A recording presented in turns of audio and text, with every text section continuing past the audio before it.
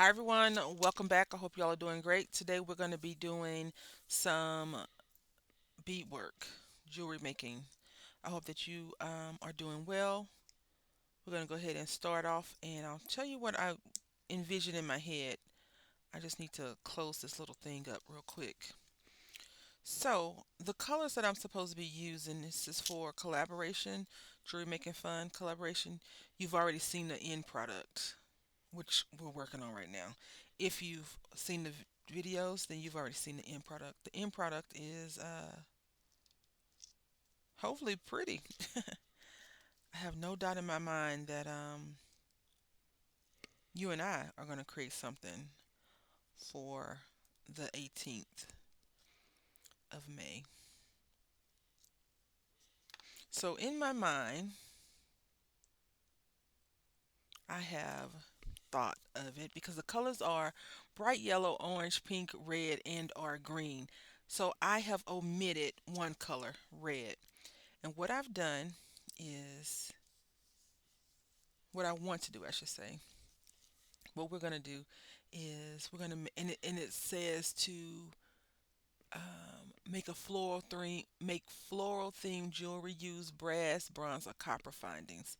I don't have any brass or bronze to go with what I want to do. So what I want to do is this is the first row, but we work backwards. So it's yellow, orange, pink, green. This pink is brighter than those pinks, so we got to take that out. We got to put the soft pink in like that. Let's see. Nope, hold on. Let's get the right pink. So yellow, orange, pink, green, they're all the same color now. And then so what I did is I just shifted. Oh my goodness. I shifted a color down. And by shifting the color, it's now orange, pink, yellow, green. And then the next one is green, pink, yellow, orange. And then so I just shifted everything to the left, which would be orange, pink, yellow, no, green, and then yellow. Yeah. So they all should fall in the same order. They should all match up with the colors that I have put on them. I've already done two. So let me just make sure I got these things correct, which I don't think I did. I must have bumped them at some point because the green is supposed to have yellow and the pink is supposed to have yellow, but right here is where it messes up. This should be pink. So let's go ahead and get a good pink.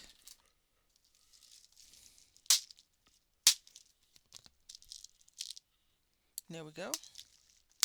And so now what I'm doing is I'm just taking our eye pins and putting them on like this. And I'm using our tool. I'm pushing this down very firmly. And I'm using our tool and I'm just putting it through there and I'm pushing it and I am making it. Now, and I just turned it back just a little, right? So we can have a good gooseneck. See? And now I'm slightly adjusting, which I'm probably going to use this one.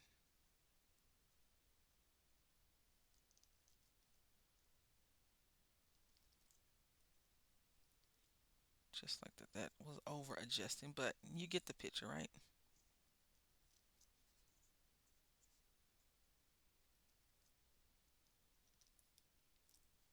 Let's see.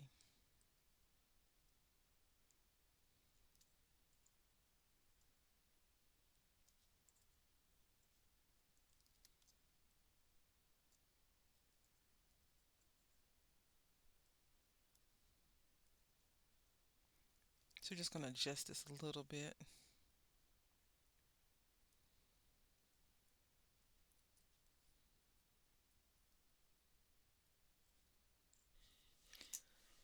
Now we're just going to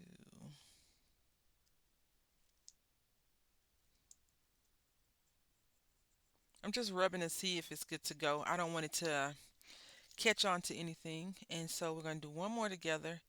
And then what I'll do is I'll come back once it's all done and we can connect it to our chain.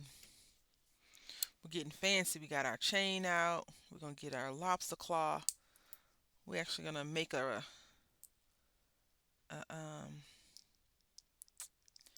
I keep cutting them too short. So you got to be careful with that because I thought it was good to go. And the thing is, I have not been able to find eye pins. Yes, I know. They sell them at the craft stores. Yes, they sell them at Walmart. I went.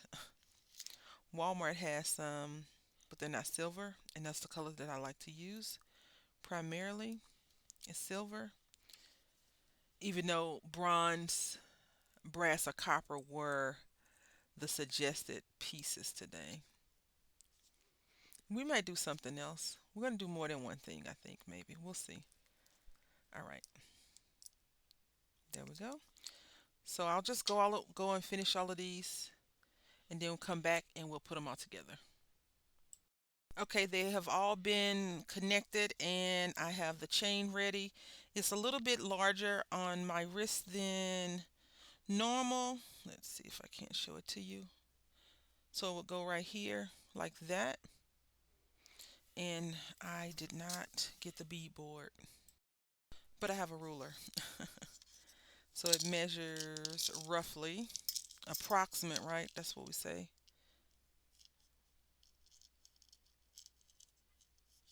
Approximately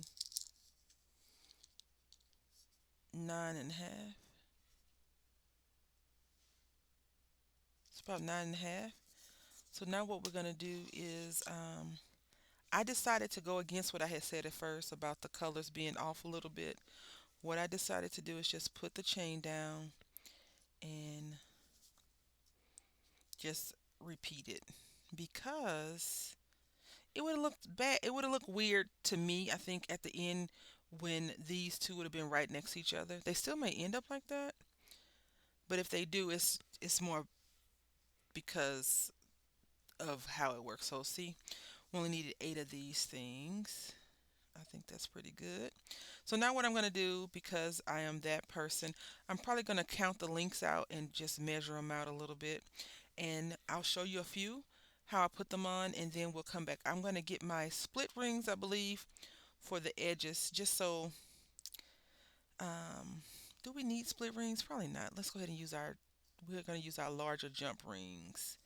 And what I like to do is put 2 lobster clasps or 2 clasps on the end, even though that probably doesn't make sense to, you know, some crafters. I like to put those larger pieces, excuse me, these pieces on here because I feel like if you're trying to put this on by yourself, it's easier to clasp 2 of these together versus putting this inside and trying to connect it to one of those pieces. So I'm going to show you how you open a split ring.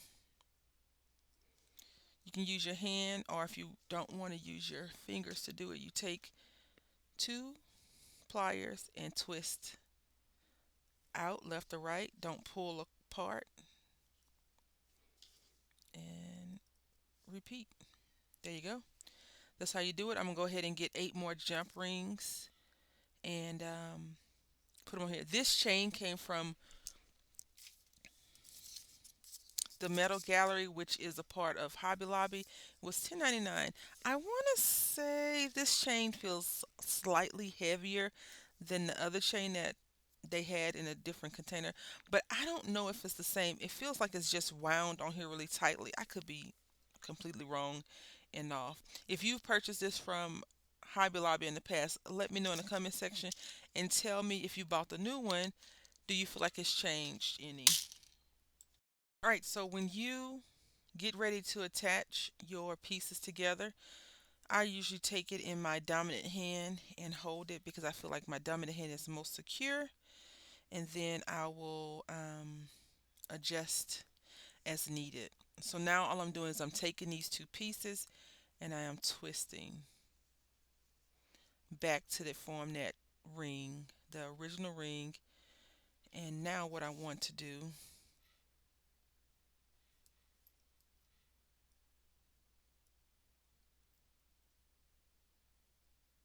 lighting is so horrible. Um, right here, you see a little bitty split. I just want to connect it. And by connect, I'm just going to twist it once more and bring it together like that and squeeze. Now, Deb Hoke, Crafty Cottage, or Dahlia Designs Jewelry More, she taught me that you needed pliers, flat, I think these are called flat nose pliers, that don't leave marks on your jewelry because when you're squeezing it, you don't want people to see that. Her work is way, way, way superior than mine. I always look to her for advice or just random information when I am doing particularly jewelry, but sometimes I'll ask her random in the past because she seemed to wake up at the same time I did early in the morning. And I would send her a random message and ask questions. But lately, I have not been sending any messages of harassment to anyone. All right. So you see how this is a little bit off?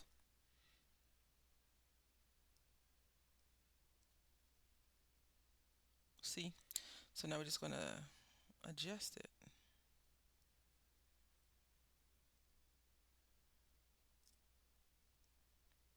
You know, the pandemic has changed a lot of things, right? All right. And so now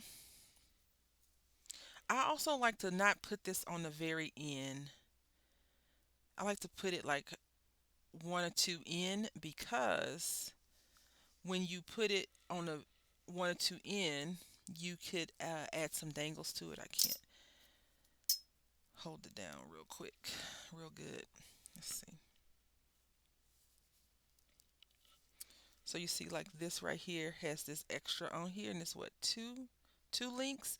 I normally like to put something that can dangle from there. So I may have to adjust it just a little bit because I do feel like this is a bit big on me.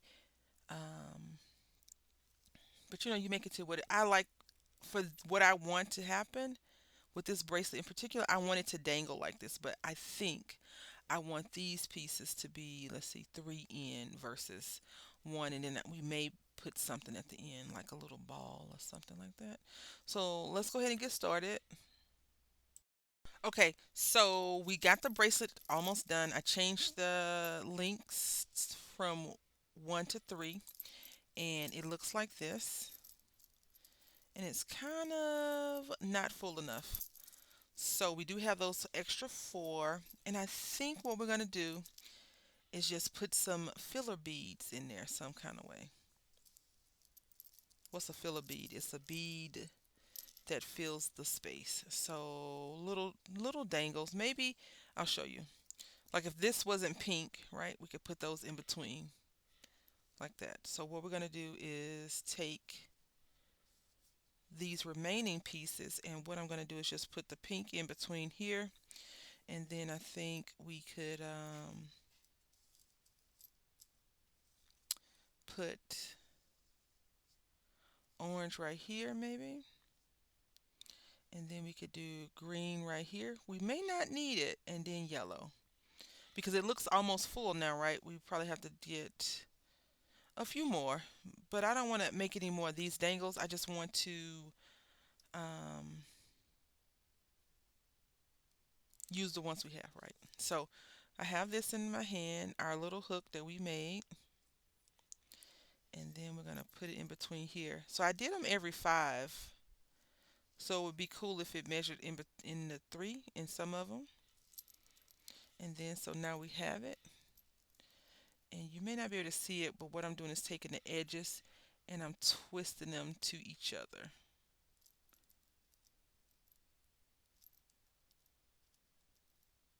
Twisting just like that. And when I get them to each other, I squeeze. And if it doesn't fit, like that one didn't fit properly, I do it again. Just like that. So this one I'm going to go ahead and do. Okay, so it's more full than it was previous, and I think I might be happy with it. We're about to find out. So this is the one that I shortened. I just moved it down 3 links.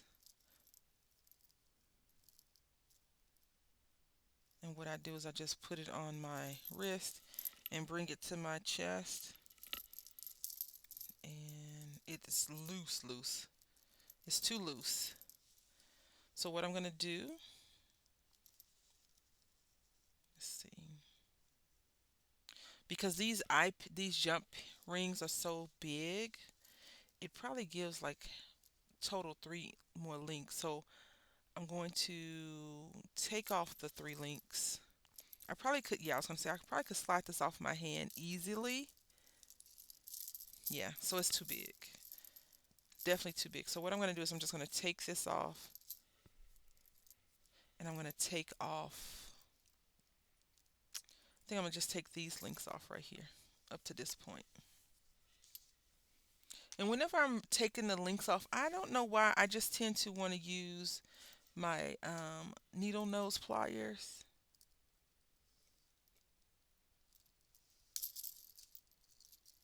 More so than the other ones. I think because I feel like these can be destroyed and I wouldn't be upset about it. Whereas I would still be upset. I would be upset no matter what, because I've ruined something being careless. But these right here are a little bit more pricey. Don't tell anybody. But they cost a little bit more than those. Like I thought I had more of these. This particular one, I like this one a lot. A sponge. It feels like it has just a better grip on it. But I didn't. So I went and got these from Joy Fabric a couple of years ago, I think now. All right, so we got one little link, and it's right there at the edge. So now we don't even have to create a dangle of any sort because we've just removed some links off of the chain. So I'm holding one side. I'm just going to twist it onto the other, just like that. When I went to let go, I pulled it back apart. There we go.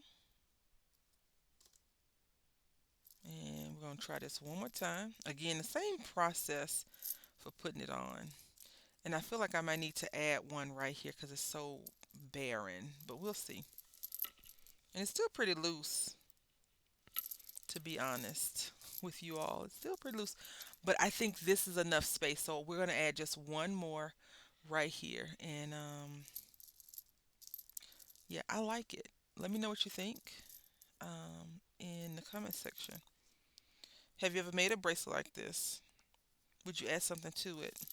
I might think about adding something to it, but we'll see. Anyway, I want to say thank you all for watching. Until next time, happy crafting.